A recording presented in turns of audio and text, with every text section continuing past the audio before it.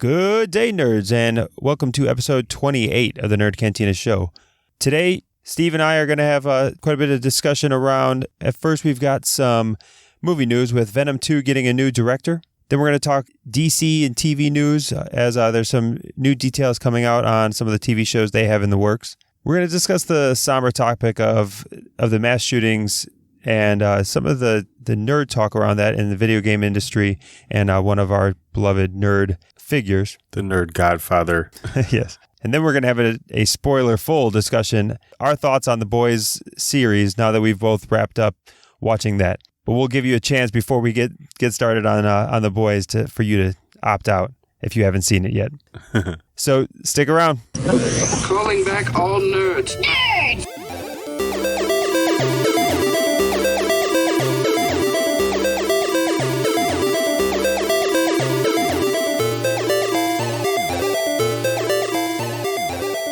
All right, welcome back, nerds, and thanks for joining us. And Steve, before we get started on the news, I want to just make sure that everybody knows to go to our YouTube channel to check out your latest review.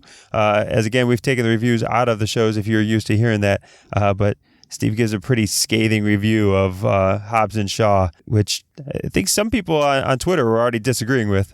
Yeah, a lot of people enjoyed the movie. I don't know what the hell they were watching. But I want to say Rotten Tomatoes, 72% of people's opinions are totally shit. So I don't know. I don't know what to say, man. It was not enjoyable.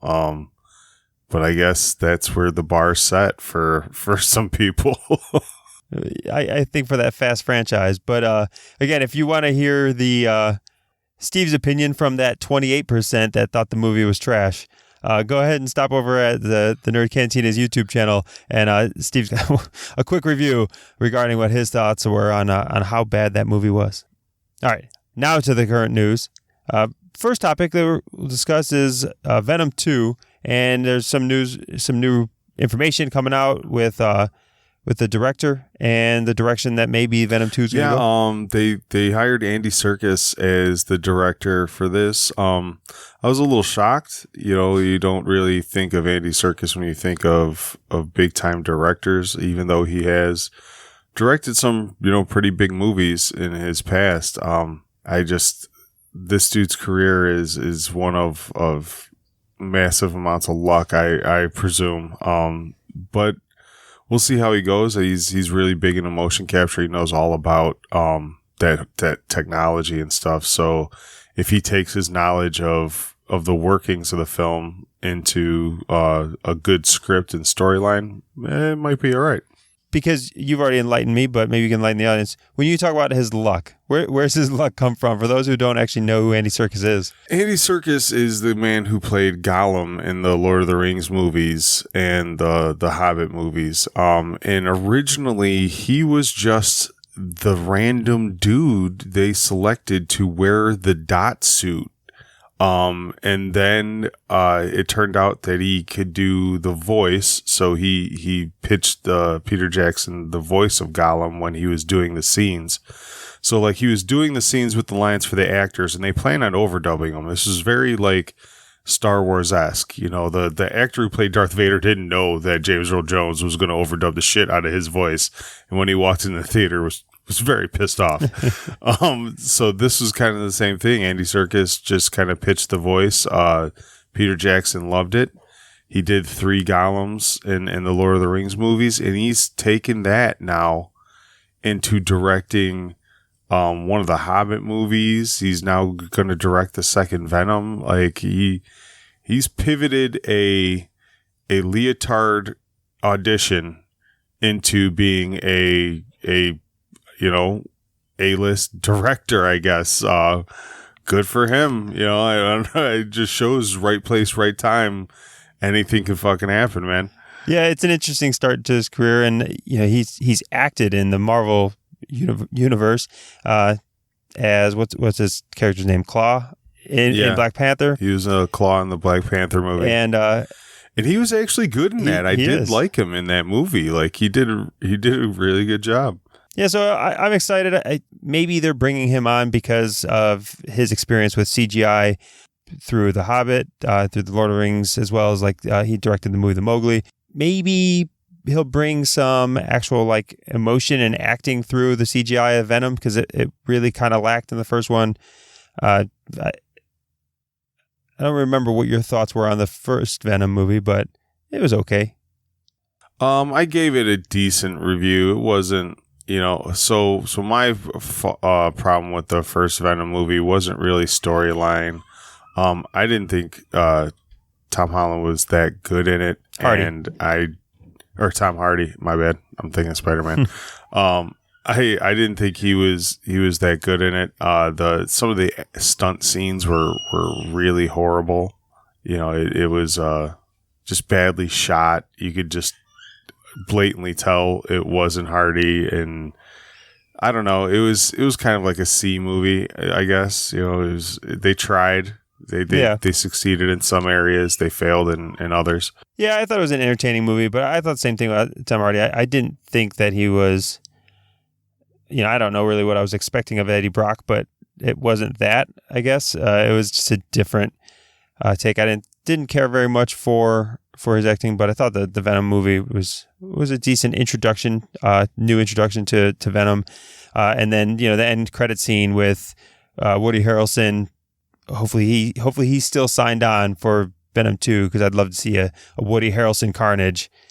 Oh yeah, I think it's like done deal, to tell you the truth. Like it would be really shitty of a person to film a 2-minute cameo at the end of credits and then hold out the movie and then just be like, don't really think I want to do this. Yeah. It'd be kind of shitty.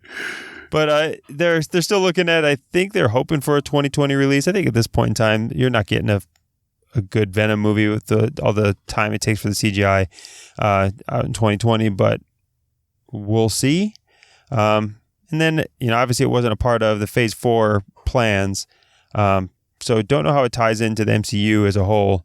Yeah, I mean, they turn out some of these movies pretty fast. Curious to see how they're going to tie in. I know it's been rumored that's going to be the thing is do they waste an opportunity here? Yeah, to kind of tie it into the MCU. It'd be kind of stupid to waste the opportunity to wrap everything in. Same thing with like the next Deadpool and everything. Like, you can take these properties and try to find a way to wrap it into the universe so that you can have cameos and things like that in intertwining movies. So if they waste that opportunity, I'll be a little disappointed. I'm not gonna lie. Yeah, and I know the head of Sony had said that bringing in Tom Holland was a plan. So we'll see if it happens. Hopefully it does. Hopefully it does start to wrap in. Venom's a great character to bring into the MCU. But moving on from Marvel news to DC news, there's a lot of talk around the DC TV shows coming up. First one was the Crisis on Infinite Earths that they've been talking about for a while now. They're starting to get some details on casting, exactly how much crossover is going to take place in this one. So first one, we're looking at Michael Rosenbaum, rumored to be in it. This is the Lex Luthor from the Smallville days. Yeah, I have to watch this now, just for the simple fact that he's going to reprise the Lex Luthor role. Like, to me, his portrayal of Lex Luthor in Smallville is one of the best television villains of all time. Like, to me, he will always be Lex Luthor. I don't think anybody is going to portray that character with such depth and range that he did over all those seasons. It was sad that towards the end of the Smallville series, they kind of wrote him off, and he tried to pursue a film career and didn't really end the series on a really high note. But his work on that show and crafting a very complex type Lex Luthor character was great. That was my favorite part of the show by far. Yeah, he was really good in it. It was definitely a sympathetic villain in the sense that he played it well. We're also looking at it. I think we've confirmed that you're going to get an Arrow crossover into there. You're going to get Black Lightning crossover into there, and this is kind of similar to what they did in comics, which is a huge crossover event on this Crisis on Infinite Earths. Hey, we shit the bed on our movies. Let's see if we can't wrap all these TV shows together and put together a decent product. Yeah, and this one is still on CW, and part of the I don't believe this is the one been brought into the DC Universe streaming service. So they've got, because then nobody will watch it. So they've got their DC streaming service, and still their biggest show coming out is going to be on standard cable, not a part of their streaming service. But I know you were excited for the Kevin Conroy news. Yeah, it's kind of cool that they're bringing him in as an actor rather than just doing the voiceovers and things like that. It'll be fun to see him take on the role as Bruce Wayne in actual, life. He's been the voice for forever. Like, he is. When you hear Batman in your head, you sure as shit don't hear Christian Bale's Batman. You hear Kevin Conroy. He's got that distinctive depth to his voice that commands like that authority without coming off. I don't even know how to put the Bale voice into words. Like, I don't even know if you had to describe to a deaf person what that sounds like. I can't even, like, I'm drawing a blank. There's probably a good joke in here somewhere, and it's just so shitty I can't even think of it. I got nothing for you on that, but yeah, it'll be cool. I'm just curious on how they tie that in. Kevin Conroy's on the older side to play an actual live action Batman, so we'll see. Hey, we got multiverses now in all our comics, so we just fucking write it off to a multiverse. Yeah. Call us all stupid. Just eat your fucking porridge, dummies, and accept that you have these goddamn characters in your life. So that's where we're at right now with comic book movies and TV shows. So just shut the fuck up and eat it. Yeah, I think so. And then the DC Universe show that a new Titans trailer came out. I've never seen the first season. I know we've got people in our Facebook community that say that it's great and it's worth at least getting a month worth of DC Universe so you can binge through that. I still have yet to do it. Have you? I almost bought it. It was the first season was on sale on for Blu-ray at Target for like $15. And I was like, ooh, $15 and I get to check out what they consider like their prize show. But I kept walking with the cart. I don't know if I ever expect that price to go lower than that, but yeah, it didn't get me to pull that trigger yet. If next time I see it, if it's still on sale, I'll probably grab it just because that's the only way I'm gonna get to watch it. I'm not subscribing, like, that's for sure. Well, you're not gonna to pad their numbers and give them a subscription. I mean, they give away 1 free month with, when you sign up. I might sign up for a month and try to pound out everything I possibly can for the sake of the Cantina. But I'm not at that point yet. Yeah, me neither. There's many shows out there I haven't seen yet that are already part of what I am paying for. I'm not willing to pay for another. But if you are a fan, Titans 2 trailer, go check it out. The show's coming. And then before we go into kind of our discussion around the boys, we got a bit of it's really sad news that it's something to talk about, and we don't want to get political on our stances on the mass shootings that have taken place.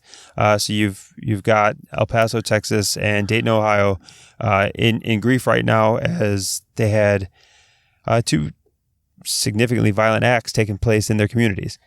The reason why we bring it up in their canteen is just because there's been some now, using this to attack in the nerd realm.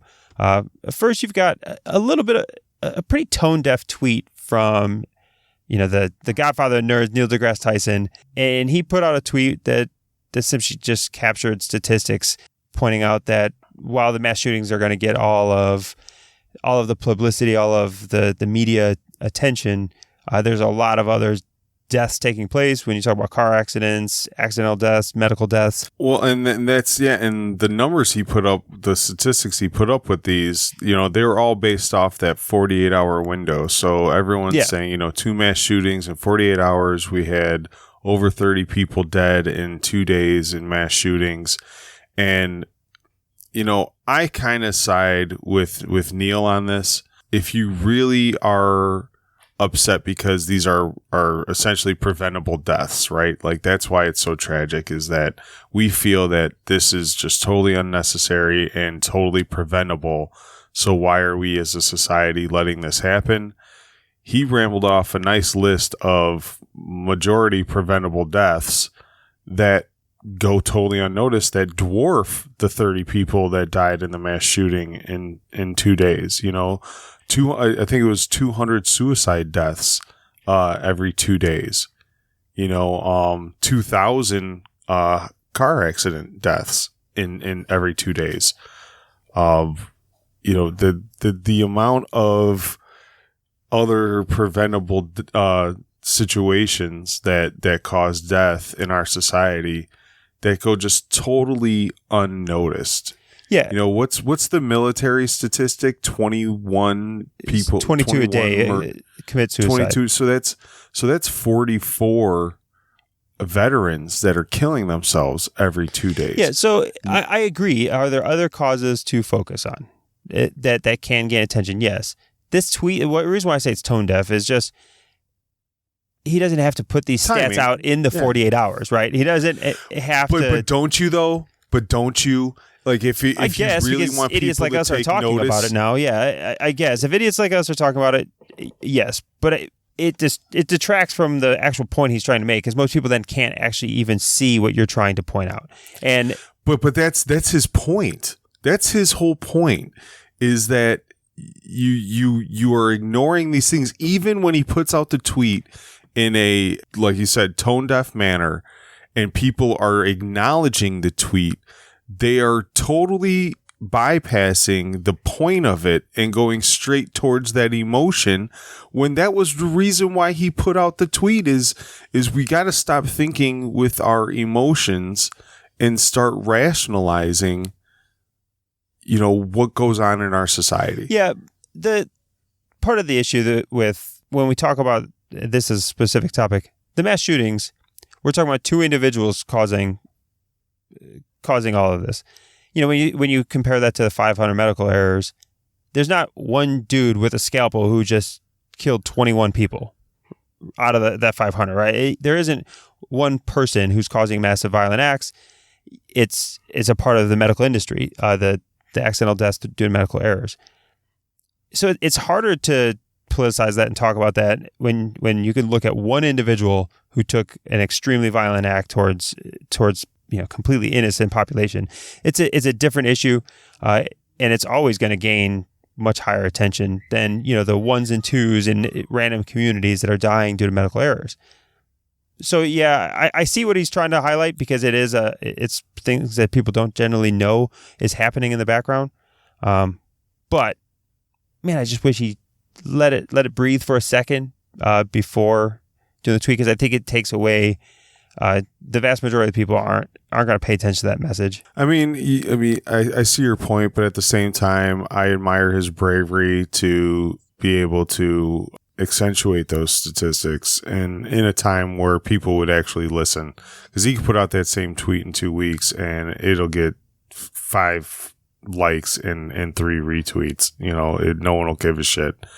The fact that he did use the timing to highlight the fact that, because I think a lot of his point too is that people are going into Walmart now looking for the next active shooter, and statistically, you are more likely to die from a whole range of issues when you leave the house other than an active shooter.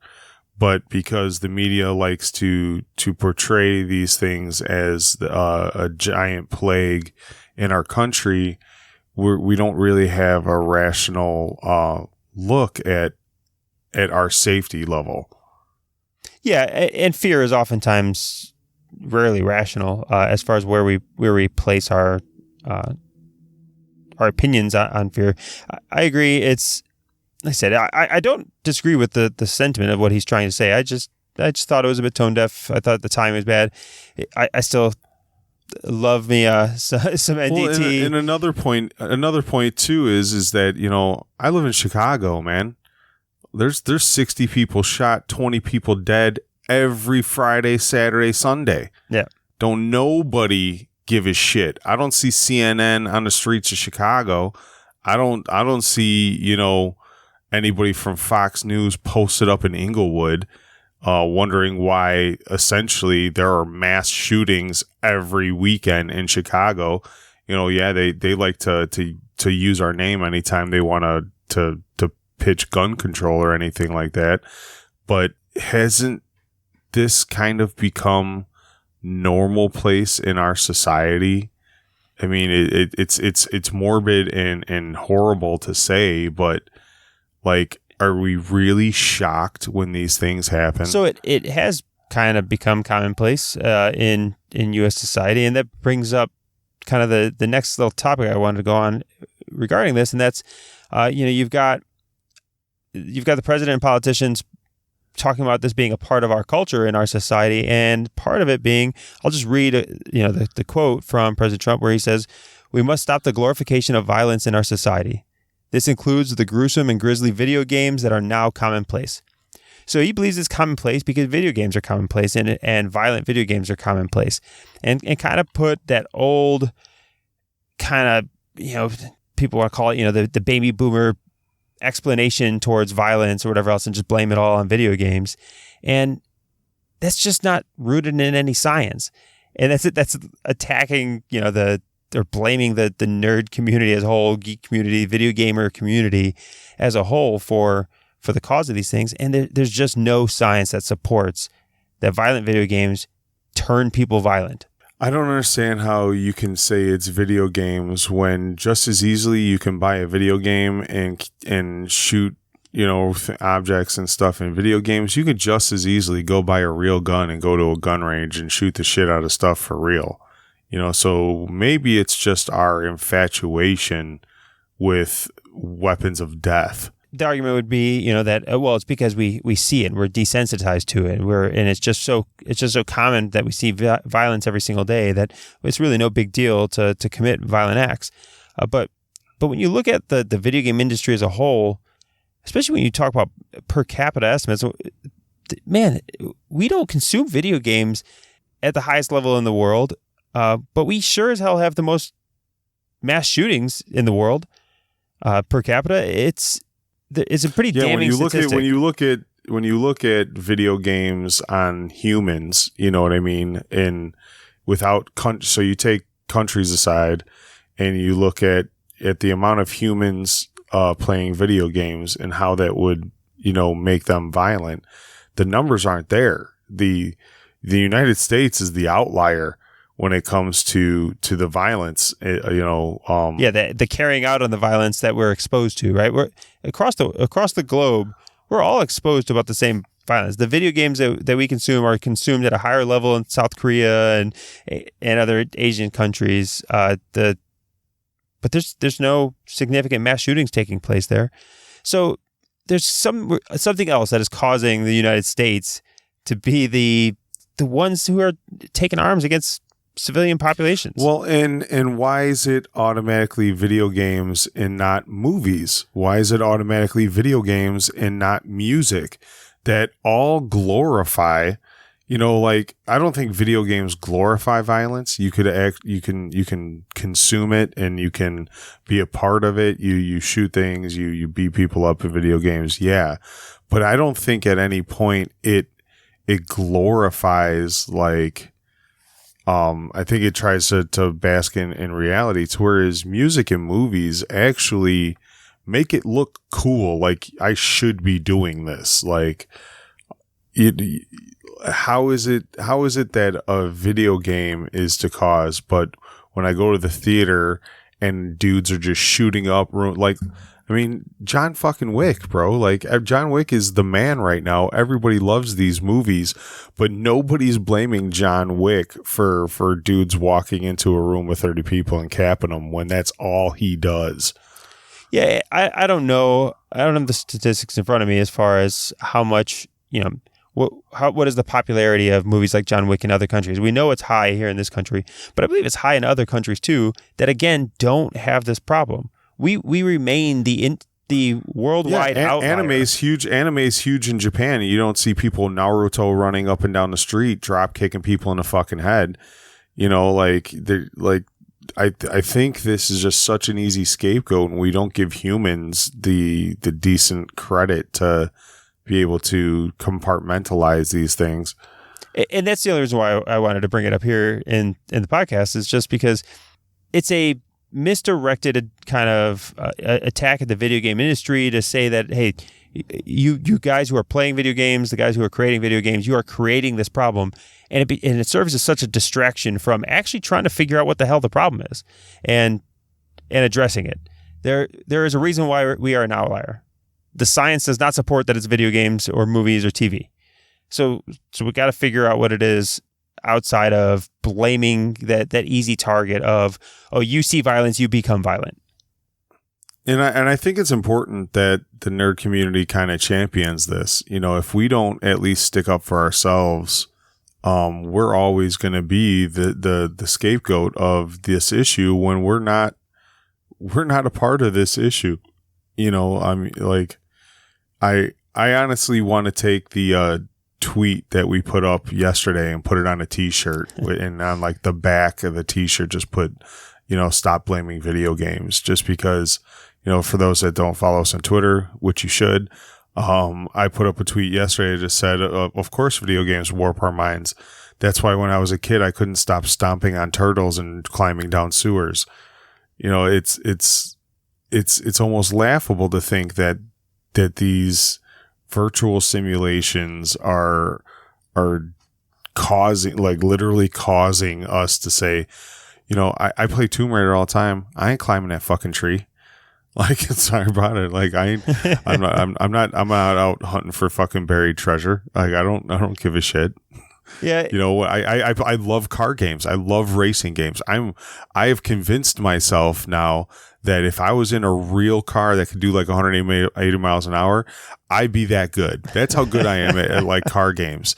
When I get in my car, I have no urge to go 180 miles an hour, even though I fully have the confidence that I could be dipping and weaving like I do on Forza. I'm not going to do it. I have no urge. Like, it doesn't transfer like that. Yeah. But so there has been a fair amount of actual studies that have gone through it. We briefly discussed this in what was our first separate Cantina conversation, which was show 10. So if you go to thenerdcantina.com/show 10, if you haven't listened to that episode with Dr. Rachel Cohort, she spoke about kind of the science and some of the negative stigmas around video games, violence being one of them. So if you haven't listened to that podcast episode, I suggest you do. It really was a great conversation. We're actually going to have Dr. Cohort on to discuss something else here in the near future, and maybe we'll get her and the other board members from her charitable organization, TakeThis.org, who are going to be on a call with us for another Cantina Conversation podcast coming up. Yeah, so we've touched on this subject before. I definitely highly suggest you listen to that, especially if you're a parent, and have an opinion on this.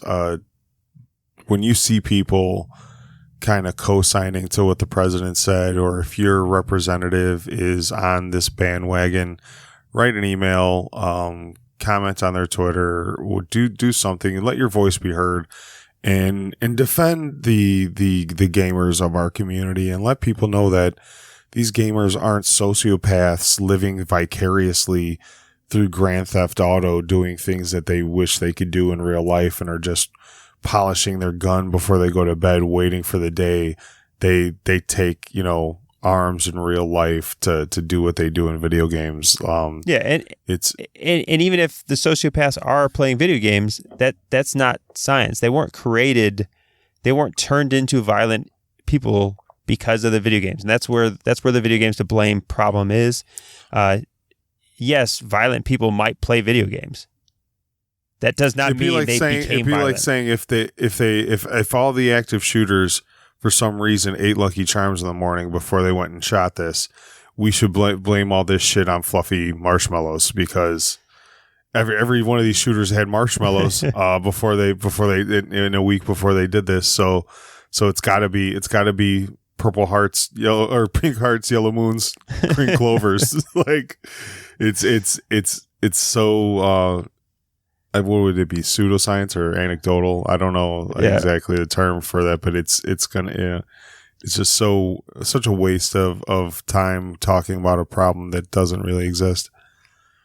But either way, it's become again the highest elected official in our country has put out that same excuse, which is being used again as a distractor from figuring out real ways. But if you want to engage in some conversations, you want to see some other people talking about it, it is like trending on Twitter under the hashtag video games are not to blame.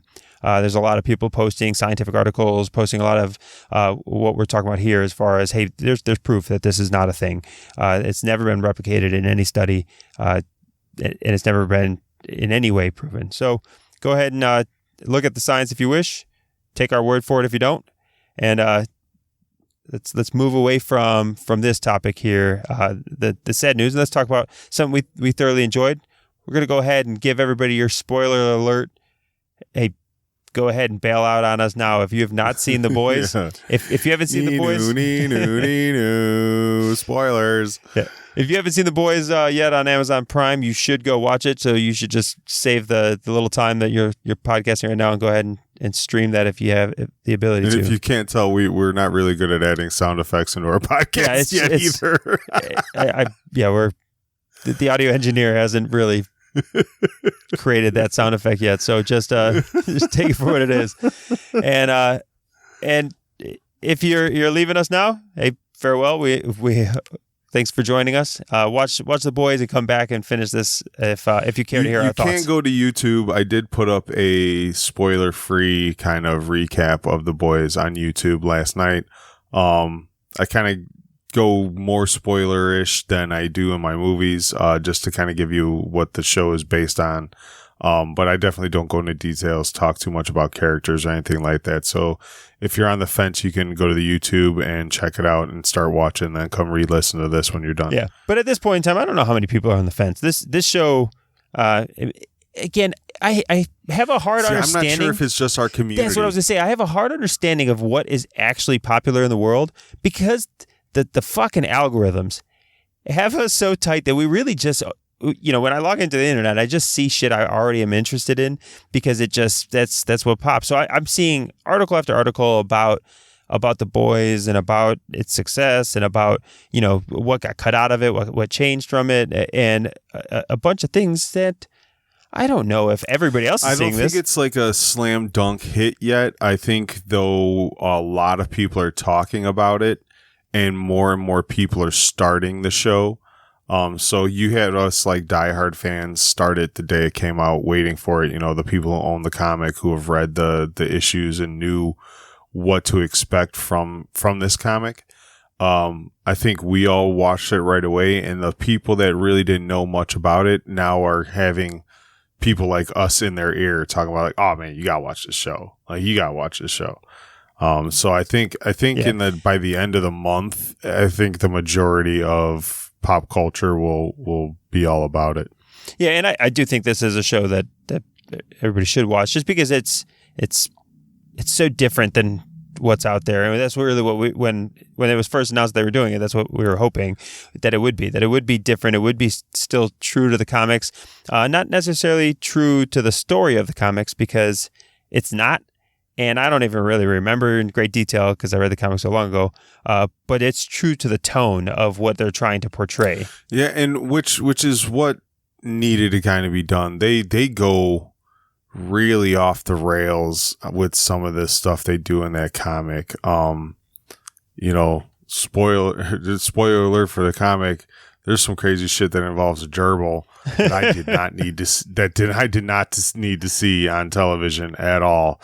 But like you said, they keep the overall tone. They keep the overall plot of what's going on in the comic by presenting a realistic, the superheroes in our Marvel comics, Marvel movies, DC, all that, they're glorified versions of humans. You know what I mean? So even the anti-heroes and and the heroes in a lot of these shows, they have flaws. They're not perfect. You know what I mean? They have their flaws, but none of them are like anti-society or they're all just interpersonal flaws that they have.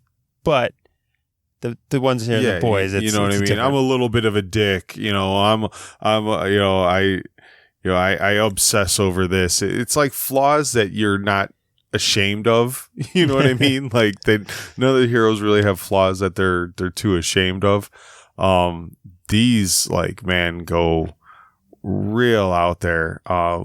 The fact that they touch on like the Me Too situations. They touch on, you know, being all powerful and having that kind of arrogance, you know. The corporate aspect of the show is what I really love, is because you know damn well, if you had superheroes, if you had people that had this level of fame and power, there is no way that people that want to make money and exploit these things wouldn't be doing so. Yeah, like Superman is not working at the Daily Planet to pay his rent. You know, that's just not happening. No. You know, this is, you know, sponsored superheroes, and it's I think it is exactly what the world would look like. And you know, the twist in the end as it hits, you know, the superpowers are all caused by corporate greed. Like this was all along a long drawn out, long game plan. This was the next, you know, a Lockheed Martin type corporation. They wanted to be the next defense contractors, and instead of spending billions of dollars on metal and crafting missiles and tanks, they did it scientifically and crafted metahumans and went that route. And you know, in order to show a need for metahumans, because you know, of course, the government and human arrogance says, well, we've been winning wars with tanks. Why do we need metahumans that we can't really control? You know, it's all about control for the government. You know, they go and create their own villains. Like they totally manipulate the world to fit the narrative that they're trying to pitch, to me, it was brilliant. Yeah. Well, the only thing that was weird, you know, there's like hundreds of superheroes in this, and they somehow convinced everybody that it was like divine intervention, that you know, it was just random occurrence, but all the superheroes were in the United States. All of it, really? Like, did we really play this out that like God only shines his light on the United States? I don't understand how that was bought off. It's that Flint water. It was that Flint water, man. Like, yeah, they don't really touch on that much. You know what I mean? Like no one acknowledges that or, you know, talks about it, and they don't really give a time frame, right? Like how long the Seven has been around. You know, so you have some people that seem to be in their mid-20s talking about them as they were watching them grow up as like kids. So you figure they've been around for at least a decade or so, but they don't really give you a major kind of time frame to put this in. So it feels like it was like the dawn, you know, maybe right after the dawn. So it might not need it to be explained that much, I guess. I don't know. I know, but the show's so good you overlook it. Yeah, you know, it's like one of the things you don't think about while you're watching it. No, it's just while you're talking about it on a podcast afterwards. There's just the show is overall really good. It kind of ends the season in a weird note. One, it goes really weird with what they do at the Deep. I really have no idea what the hell is happening to this dude. I do love it though. Fuck that dude. Fuck that dude. In his gills. Fuck him in his gills.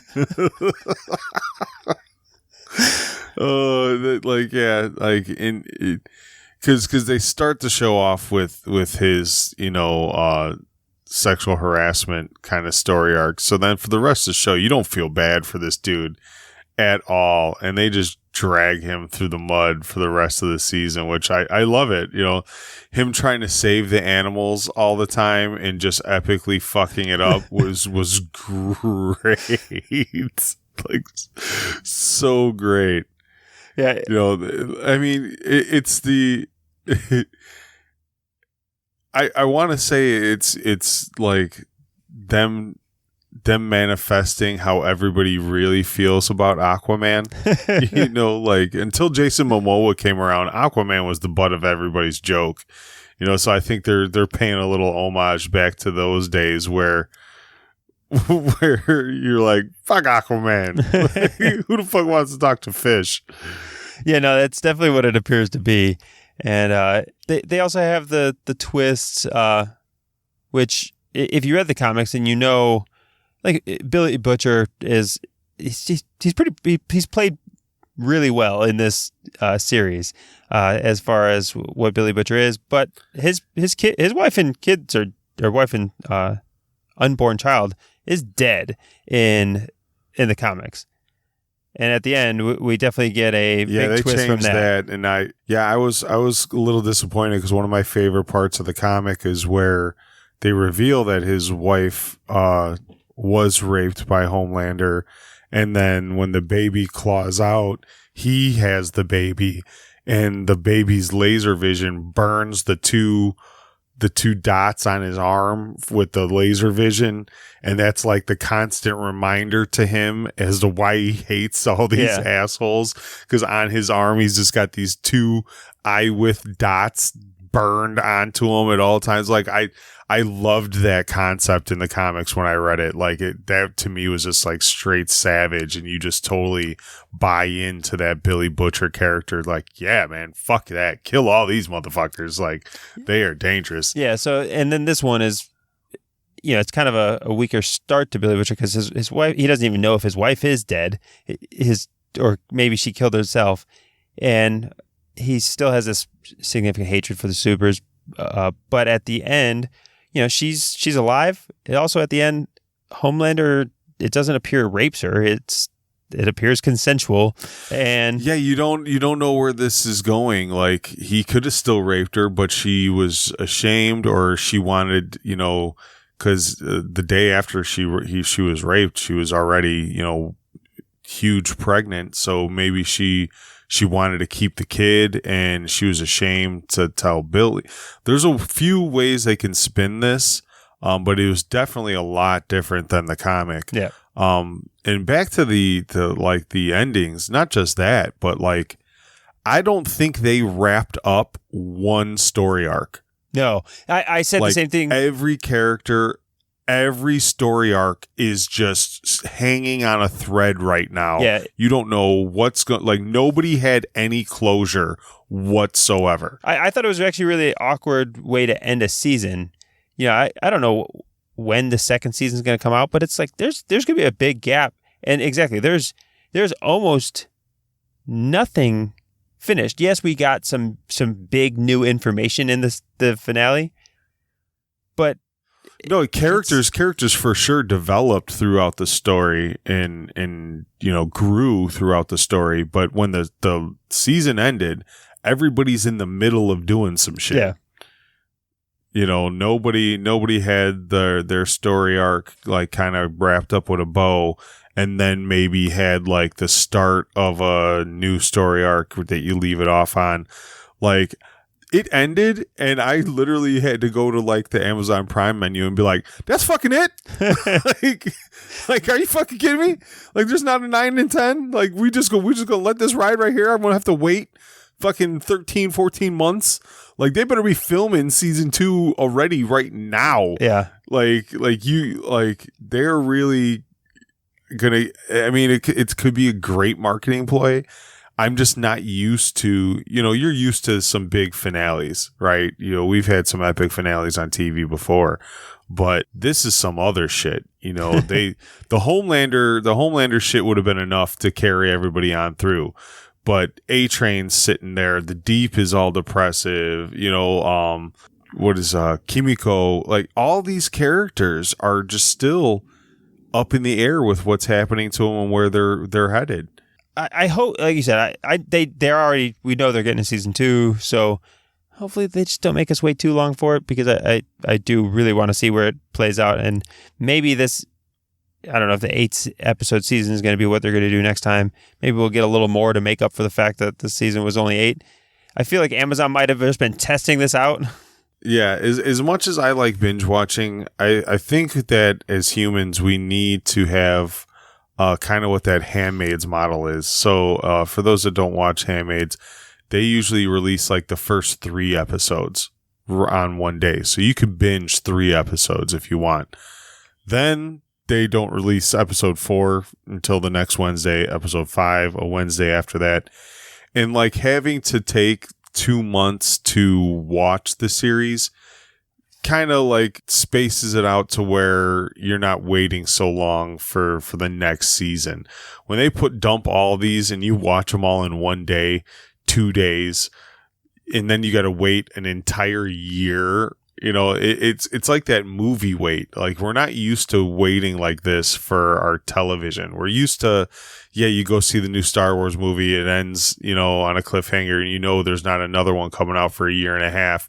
And you kind of write that off in your head. But TV, I think, I don't know, our brains are programmed differently for it, to where you get done with the season. You're used to only having to wait a summer, until the next season starts, 3 months. And then you get the next storyline, but I'm not used to having to wait a year for my conclusions on my television shows. It's kind of fucked up. Yeah, well, it's definitely where they left us in this one. And I don't know if you, again, let us know in the Facebook what you think of the show. But for the most part, it's gotten. I haven't seen anybody really with bad things to say about the show. You've got some great acting. From people that you've really never seen before, other than the actor who plays Billy Butcher. You've got like what's been described as the poor man's Bradley Cooper playing Homelander. And if you don't see Bradley Cooper in that dude's face when he's talking, I don't know what's wrong with you, but it's definitely a strong resemblance there. For me, it was just really weird seeing Elizabeth Shue all over the television again. I haven't seen that woman in a long time. I have a deep love for Adventures in Babysitting and Cocktail. I'm an 80s baby. So I said it even on the YouTube review, every time she was on screen, I just wanted to yell at my TV, "Nobody leaves here without singing the blues." Like, every time I seen her, I just Babysitting Blues popped in my head. And I just couldn't help it.